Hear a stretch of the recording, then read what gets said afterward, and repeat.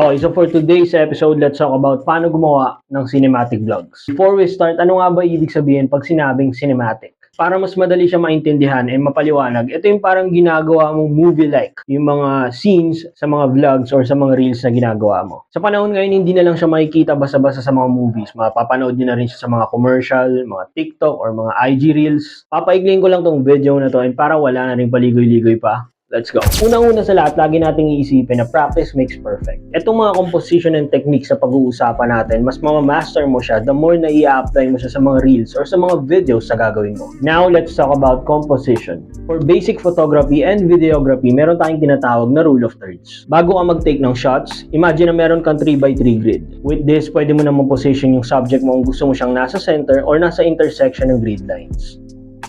It creates balance and nag-a-add na rin siya ng mga movie look or style sa mga shots. Sa mga cellphone ngayon or sa mga LCD na camera, alam ko by default, hindi agad siya nakaset na nakalabas yung 3x3 grid. But all you have to do is to check your phone or your camera setting and for sure makikita nyo siya kung paano siya i-turn on. I-explain ko siya isa-isa and yung basic understanding lang to make it short as possible. Now, let's talk about leading lines. Isa to sa mga compositional technique wherein gumagamit tayo ng mga man-made or natural lines para i-direct yung attention ng viewers natin towards the subject. Ang maganda dito is kahit saan meron tayong makikitang leading lines. Next compositional technique is yung frame within a frame. Compositional technique din siya kagaya ng leading lines wherein tinutulungan tayo i-direct yung attention ng viewers natin sa subject. Dito pwede kayo gumamit ng pinto, ng pillars, or ng mga poste. Sa akin ito example, yung ginamit ko yung back part ng sasakyan as my frame. Next naman is yung cutting in action. Ito yung gumagawa ka ng sequence ng activity or action na binibigyan mo ng iba't ibang angulo while continuing kung ano man yung ginagawa mo. Para mas madali intindihan, ito yung example.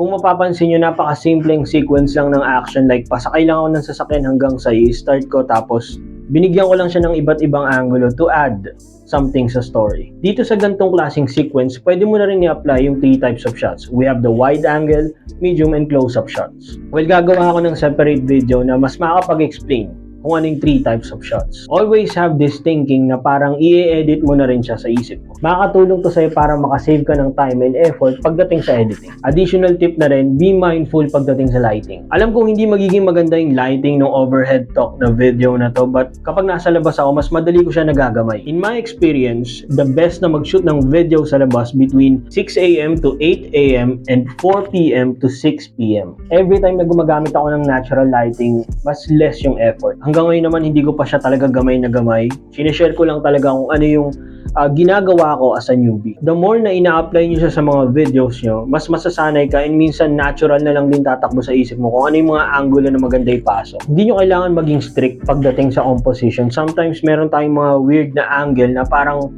naturally ang ganda tignan sa mata ng viewers. That's it for today, guys. Thank you all for watching another type of tips and tutorial video na naman. But next time, mag-upload na siguro ulit ako ng vlog.